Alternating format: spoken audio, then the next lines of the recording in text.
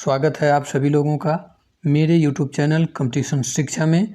आज हम लोग अपने इस वीडियो में जो उत्तर प्रदेश पुलिस में दरोगा की नई वैकेंसी आने वाली है और उत्तर प्रदेश पुलिस की नई वैकेंसी आने वाली है, उसके लिए हम लोग सामान्य हिंदी के 50 महत्वपूर्ण प्रश्न करने वाले हैं। यह सीरीज मैं जो प्रारंभ किया हूँ, अगर आप लोग इस पूरे सीरीज को सीक्वेंस से देख लेते हैं तो आप जो है अपने आगामी एग्ज़ाम में हिंदी में बहुत अच्छा करेंगे। अगर वहाँ पर 40 प्रश्न पूछा जाता है तो आपके 37 से 38 प्रश्न आपके सही हो जाएंगे, अगर आप लोग ये पूरा सीरीज देख लेते हैं।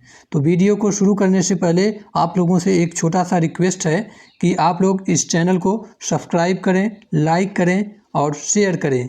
आज हम लोग इस वीडियो संख्या ये 2 होगा। इसके पहले हम लोग वीडियो 1 पढ़ चुके हैं जो प्लेलिस्ट में पड़ा है, आप लोग जा कर के देख सकते हैं। इसमें हम लोग क्वेश्चन नंबर 50 से क्वेश्चन नंबर 100 तक 50 मोस्ट इम्पॉर्टेंट सामान्य हिंदी के प्रश्न कवर करने वाले हैं। तो आइए आप लोगों का समय न बर्बाद करते हुए हम लोग शुरू करते हैं क्वेश्चन नंबर 50 से। क्वेश्चन नंबर 50 के पहले एक प्रश्न है, क्वेश्चन नंबर 49 को भी हम लोग देख लेते हैं। क्वेश्चन नंबर 49 का रहा है, भाषा को बोलते समय होने वाले उतार चढ़ाव को क्या कहते हैं। यानी जब हम भाषा को बोलते हैं तो बोलते समय जो उतार चढ़ाव होता है उसे हम लोग क्या कहते हैं, उसे हम लोग कहते हैं अनुतान। ऑप्शन नंबर सी सही हो जाएगा। क्वेश्चन नंबर 50 का रहा है, रोमन लिपि का प्रयोग किस भाषा के लिए नहीं होता है। यह नहीं शब्द को आप लोग ध्यान में रखिएगा। तो रोमन लिपि का प्रयोग किस भाषा के लिए नहीं होता है, इसका उत्तर हो जाएगा हम लोगों का ऑप्शन नंबर सी, कुल्लई भाषा के लिए इसका प्रयोग नहीं किया जाता है। देखते हैं क्वेश्चन नंबर 51 का रहा है। क्वेश्चन नंबर 51 का रहा है, जनगणना 2011 के अनुसार भारत में निम्नलिखित में से सबसे अधिक कौन सी भाषा बोली जाती है।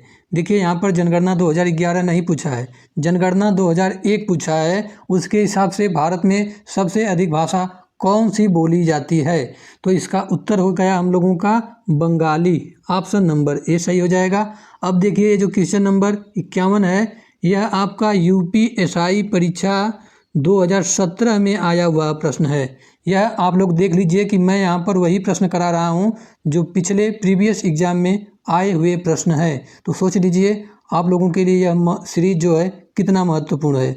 क्वेश्चन नंबर 52 का रहा है, कन्नौजी बोली मुख्य रूप से निम्न में से कौन से ज़िले में बोली जाती है। तो कन्नौजी बोली जो है फर्रुखाबाद में बोला जाता है और कानपुर में भी बोला जाता है। इस प्रकार क्वेश्चन नंबर 52 का हम लोगों का 2 उत्तर सही हो जाएगा। ऑप्शन नंबर ए भी सही हो जाएगा और ऑप्शन नंबर डी भी सही हो जाएगा। क्वेश्चन नंबर 53 का रहा है, बांगरू भाषा ज़्यादातर कौन से राज्य में बोली जाती है। तो बांगरू भाषा ज़्यादातर जो है हरियाणा में बोली जाती है।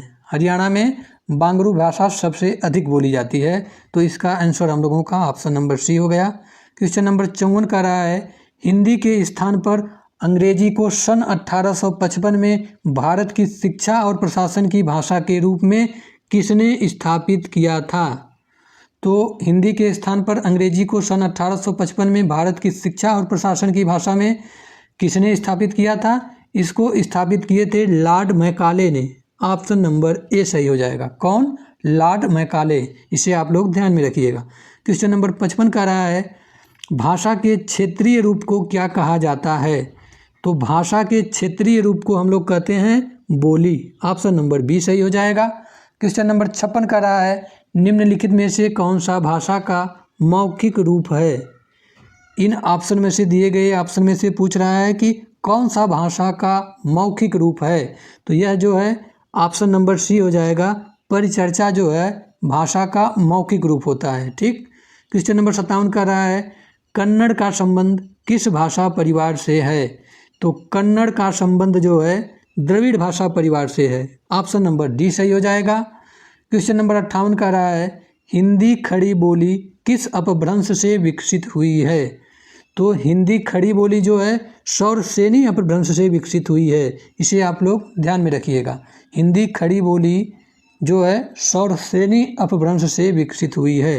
क्वेश्चन नंबर 59 का रहा है, हिंदी भाषा की बोलियों के वर्गीकरण के आधार पर छत्तीसगढ़ी बोली है।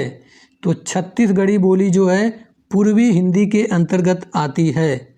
आप लोगों को पता होना चाहिए कि पूर्वी हिंदी के अंतर्गत 3 बोलियां आती हैं, ABC, यानी अवधी, बघेली, ए से हो गया अवधी, बी से हो गया बघेली, सी से हो गया छत्तीसगढ़ी। ये तीनों जो बोलियां हैं वह जो है पूर्वी हिंदी के अंतर्गत आती हैं, इसे आप लोग ध्यान में रखिएगा। क्वेश्चन नंबर 60 का रहा है, छत्तीसगढ़ी किस भाषा की बोली है। मैं आपको अभी इसके ठीक पहले प्रश्न में बताया हूँ कि छत्तीसगढ़ी जो बोली है वह पूर्वी हिंदी की बोली है। ऑप्शन नंबर डी सही हो जाएगा। क्वेश्चन नंबर 61 का रहा है, हिंदी भाषा की कितनी विख्यात बोलियां हैं।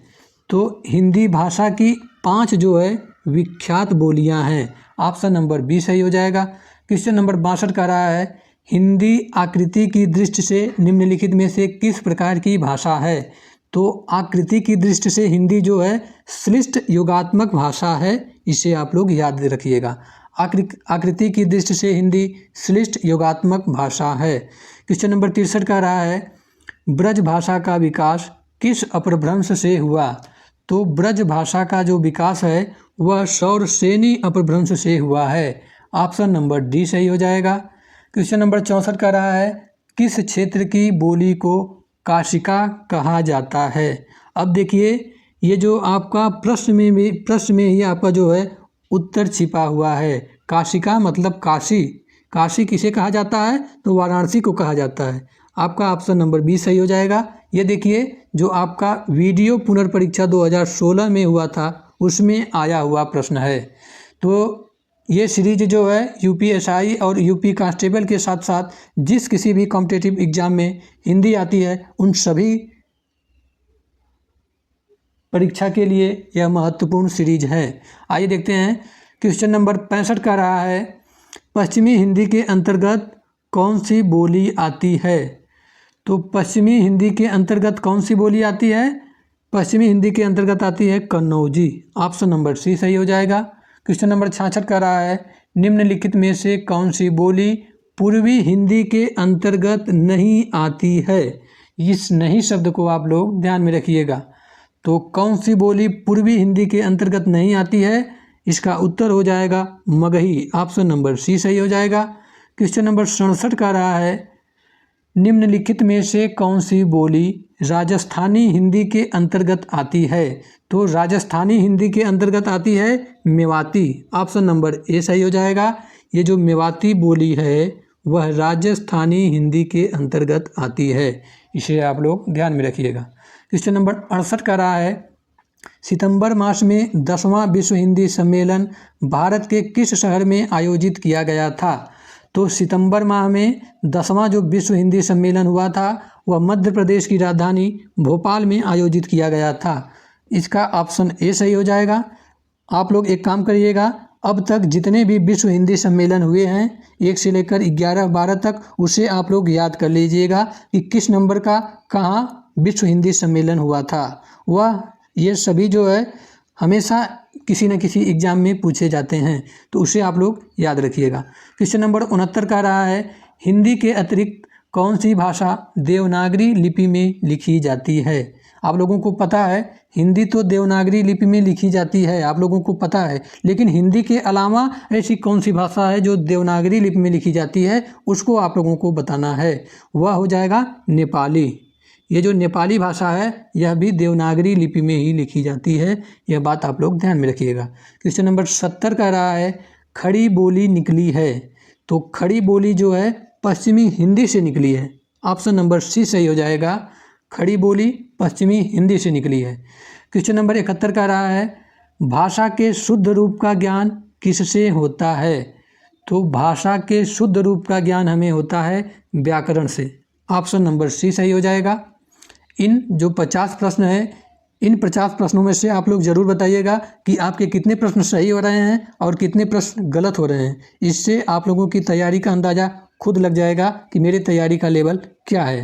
क्वेश्चन नंबर 72 देखते हैं। कह रहा है, किस बोली में ने पर सर्ग लगाया जाता है। तो ने प्रसर्ग जो है खड़ी बोली में लगाया जाता है। ऑप्शन सी सही हो जाएगा।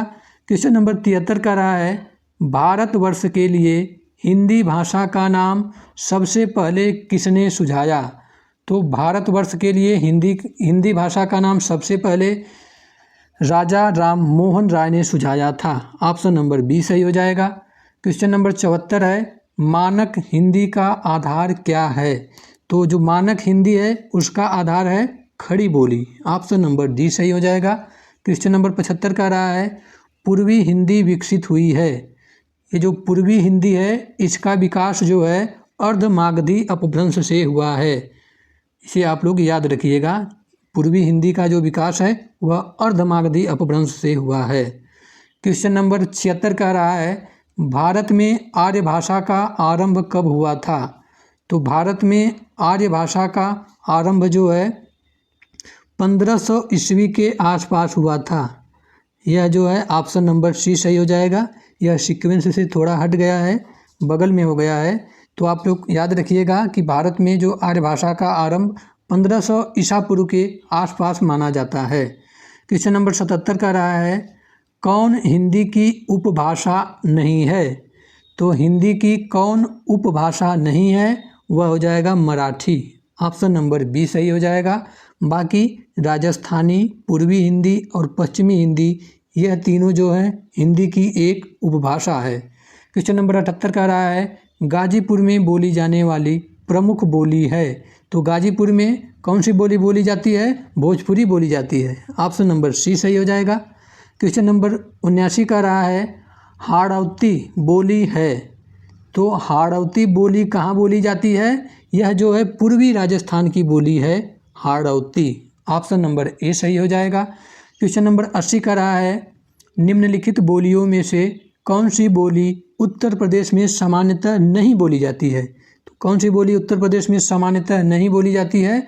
वह है मैथिली। ऑप्शन नंबर डी सही हो जाएगा। क्वेश्चन नंबर 81 का रहा है, भारत के किस प्रांत में कोंकणी भाषा बोली जाती है? तो कोंकणी भाषा जो है महाराष्ट्र तथा गोवा में बोली जाती है। महाराष्ट्र और गोवा में कोंकणी भाषा बोली जाती है। इसे आप लोग याद रखिएगा। क्वेश्चन नंबर 82 है, निम्न में से कौन सी भाषा उत्तर प्रदेश की दूसरी राज्य भाषा है? तो उत्तर प्रदेश की दूसरी राज्य भाषा कौन सी है? या तो आप लोगों को क्वेश्चन आ रहा होगा, वह है उर्दू। ऑप्शन नंबर सी सही हो जाएगा। और उत्तर प्रदेश की पहली राज्य भाषा कौन सी है? वह है हिंदी। क्वेश्चन नंबर 83 का रहा है, देख लीजिए आप लोग, ये जितने भी प्रश्न मैं बता रहा हूँ सभी जो है या तो यूपीएसआई, या तो यूपी कांस्टेबल, या तो यूपी पीसीएस, या तो यूपी लेखपाल, इन सभी में आए हुए प्रश्न हैं। यह प्रीवियस ईयर की जो श्रृंखला है आप लोगों के लिए रामबाण साबित होगा। यह बात आप लोग नोट रखिएगा। क्वेश्चन नंबर 83 हम लोग देख लेते हैं कि रामचरितमानस की रचना किस भाषा में है? तो रामचरितमानस की रचना जो है अवधी भाषा में की गई थी। इसे आप लोग याद रखिएगा। रामचरितमानस की भाषा कौन सी थी? अवधी थी। ऑप्शन नंबर बी सही हो जाएगा। क्वेश्चन नंबर 84 का रहा है, खड़ी बोली हिंदी का प्रथम कवि कौन माना जाता है? तो खड़ी बोली हिंदी का प्रथम कवि जो है अमीर खुसरो को माना जाता है। ऑप्शन नंबर डी सही हो जाएगा। क्वेश्चन नंबर 85 का रहा है, खड़ी बोली हिंदी का अन्य सही नाम है। तो खड़ी बोली को हम लोग कौरवी के नाम से भी जानते हैं। ऑप्शन नंबर सी हो जाएगा। खड़ी बोली को ही हम लोग कौरवी कहते हैं। आइए देखते हैं हम लोग क्वेश्चन नंबर 86 का रहा है, फैजाबाद जनपद में बोली जाने वाली बोली है। तो फैजाबाद जनपद में अवधी बोली बोली जाती है। ऑप्शन नंबर सी सही हो जाएगा। क्वेश्चन नंबर 87 का रहा है, कन्नौजी बोली किस जनपद में बोली जाती है? तो कन्नौजी जो बोली है वह हरदोई जनपद में बोली जाती है। ऑप्शन नंबर डी सही हो जाएगा। अब देखिए ये जो क्वेश्चन नंबर 87 है वह आपका यूपी पीसीएस प्री परीक्षा 2018 में आया हुआ प्रश्न है। आइए देखते हैं क्वेश्चन नंबर 88 का रहा है, अधोलिखित में से कौन सी बोली उत्तर प्रदेश की नहीं है? तो कौन सी बोली उत्तर प्रदेश की नहीं है? बघेली। ऑप्शन नंबर सी सही हो जाएगा। बाकी भोजपुरी, ब्रज और अवधी ये तीनों बोलियां उत्तर प्रदेश में ही बोली जाती हैं। क्वेश्चन नंबर 89 का रहा है, अधोलिखित में से एक भोजपुरी का क्षेत्र नहीं है। तो कौन सा भोजपुरी का क्षेत्र नहीं है? वह है इलाहाबाद। ऑप्शन नंबर डी सही हो जाएगा। क्वेश्चन नंबर 90 का रहा है, बहराइच, सुल्तानपुर, रायबरेली किस बोली के क्षेत्र हैं? तो बहराइच और सुल्तानपुर, रायबरेली में जो है अवधी बोली बोली जाती है। ऑप्शन नंबर डी सही हो जाएगा। क्वेश्चन नंबर 91 का रहा है, आयो शब्द निम्नलिखित में से किस बोली का है? तो ये जो आयो शब्द है वह जो है ब्रज भाषा का एक बोली है। ऑप्शन नंबर ए सही हो जाएगा। क्वेश्चन नंबर 92 का रहा है, हिंदी शब्द किसका दिया हुआ है?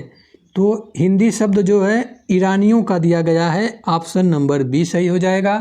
क्वेश्चन नंबर 93 का रहा है, पंजाबी भाषा किस लिपि में लिखी जाती है? तो पंजाबी भाषा जो है वह गुरमुखी लिपि में लिखी जाती है। ऑप्शन नंबर बी सही हो जाएगा। क्वेश्चन नंबर 94 का रहा है, खड़ी बोली का प्रथम महाकाव्य कौन सा है? तो खड़ी बोली का प्रथम महाकाव्य है प्रिय प्रवास। ऑप्शन नंबर सी सही हो जाएगा। ये जो प्रिय प्रवास है वह खड़ी बोली का प्रथम महाकाव्य है। क्वेश्चन नंबर 95 है, इनमें बिहारी हिंदी का रूप नहीं है।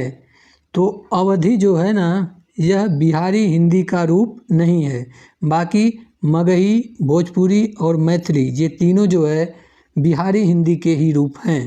क्वेश्चन नंबर 96 का रहा है, बौद्ध धर्म से जुड़े हुए साहित्य की भाषा है। तो बौद्ध धर्म से जुड़े हुए साहित्य की भाषा होती है पाली। ऑप्शन नंबर डी सही हो जाएगा। अब देखिए जो क्वेश्चन नंबर 96 है वह पीजीटी परीक्षा 2002 में आया हुआ प्रश्न है। क्वेश्चन नंबर 97 का रहा है, हरियाणवी या बांगरू बोली किस अपभ्रंश से विकसित हुई है? तो हरियाणवी या बांगरू बोली जो है पश्चिमोत्तरी सौरसेनी अपभ्रंश से विकसित हुई है। ऑप्शन नंबर ए सही हो जाएगा। अब देखते हैं हम लोग क्वेश्चन नंबर 98 का रहा है, हिंदी का पाणिनि किसे कहा जाता है?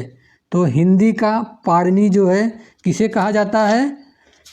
यह आप लोगों को पता होगा, किशोरी दास जो हैं इनको, किशोरी दास वाजपेयी को हिंदी का पाणिनि कहा जाता है। इसे आप लोग याद रखिएगा। अब देखिए जो क्वेश्चन नंबर 98 है वह आपका पीजीटी परीक्षा 2004 में आया हुआ प्रश्न है। क्वेश्चन नंबर 99 का रहा है, हिंदी का प्रथम व्याकरण लिखने वाले विद्वान हैं। तो हिंदी का प्रथम व्याकरण किसने लिखा था? उसको लिखा था जेसुआ केटलर ने। ऑप्शन नंबर ए सही हो जाएगा। क्या इनका नाम है? जेसुआ केटलर। इसे आप लोग 4 से 5 बार बोलिएगा, आप लोगों को याद हो जाएगा। आज के इस वीडियो का हम लोग अंतिम प्रश्न देखते हैं। तो क्वेश्चन नंबर 100 का रहा है, अपभ्रंश का वाल्मीकि किसे कहा जाता है? तो अपभ्रंश का वाल्मीकि जो है स्वयंभू को कहा जाता है। ऑप्शन नंबर डी सही हो जाएगा। अपभ्रंश का वाल्मीकि जो है स्वयंभू को कहा जाता है, यह आप लोग याद रखिएगा। तो ये जो 50 मोस्ट इम्पॉर्टेंट सामान्य हिंदी के प्रश्न थे ये कवर होते हैं। अंत में आप लोगों से एक छोटा सा रिक्वेस्ट है कि देखिए मैं जो ये मेहनत है वह आप लोगों के लिए कर रहा हूँ और मेरा प्रयास ये रहता है कि मैं आप लोगों को कम समय में अधिक सिखा के जाऊँ। और यूट्यूबर्स की तरह जो यूट्यूब पे बहुत ऐसे टीचर्स हैं जो आपका 1 से 1.5 घंटे समय लेते हैं, वह मुश्किल से 50 से 60 प्रश्न सॉल्व कराते हैं, बाकी वीडियो में इधर उधर की बातें करते हैं। तो मेरा ये मोटिव नहीं है, मेरा बस केवल एक ही मोटिव है कि मैं अगर आप लोगों से जुड़ा हूँ आप लोगों को कुछ सिखाने के लिए, तो मैं जिस लिए आपके साथ जुड़ा हूँ केवल वही मेरा कर्तव्य रहे, बाकी इसके अलावा कुछ कर्तव्य मेरा न रहे। तो आप लोगों से एक छोटा सा रिक्वेस्ट है कि इस वीडियो को सब्सक्राइब करें, लाइक करें और ज़्यादा से ज़्यादा लोगों के पास शेयर करें। तब तक के लिए मिलते हैं नेक्स्ट वीडियो में। जय हिंद, जय भारत।